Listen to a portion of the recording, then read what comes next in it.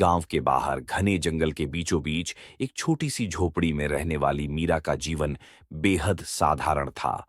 पर उसके भीतर हमेशा से एक अद्भुत साहस था जो उसे हर कठिन परिस्थिति में आगे बढ़ने की प्रेरणा देता था।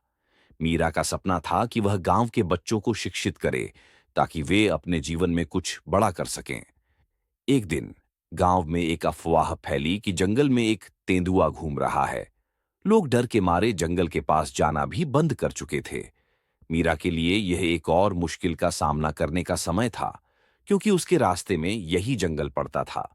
अगर वह जंगल के रास्ते से नहीं गुजरती तो बच्चों को पढ़ाने का उसका सपना अधूरा रह जाता। लेकिन मीरा का साहस उसे रुकने नहीं दे रहा था। एक रात जब गांव में सभी सो रहे थे, मीरा ने अपनी झोपड़ी से जंगल की ओर कदम बढ़ाया। जंगल घना था और अंधेरा इतना गहरा कि हाथ को हाथ तक नजर नहीं आ रहा था। लेकिन उसके दिल में एक दृढ़ संकल्प था। जंगल के बीच से गुजरते हुए अचानक उसे एक आहट सुनाई दी। उसके दिल की धड़कनें तेज हो गईं। वह समझ गई कि तेंदुआ उसके आसपास ही है। उसके पास कोई हथियार नहीं था, लेकिन उसने अपनी हिम्मत बनाए रखी। उसकी आंखों में डर की जगह दृढ़ता थी। उसने सोचा कि अगर तेंदुआ उसके पास आता है तो वह अपनी आवाज से उसे डराने की कोशिश करेगी। थोड़ी देर बाद एक ओर से तेंदुआ निकलता हुआ दिखाई दिया। मीरा ने खुद को संभालते हुए जोर से आवाज निकाली और अपने हाथों को जोर से ताली बजाई।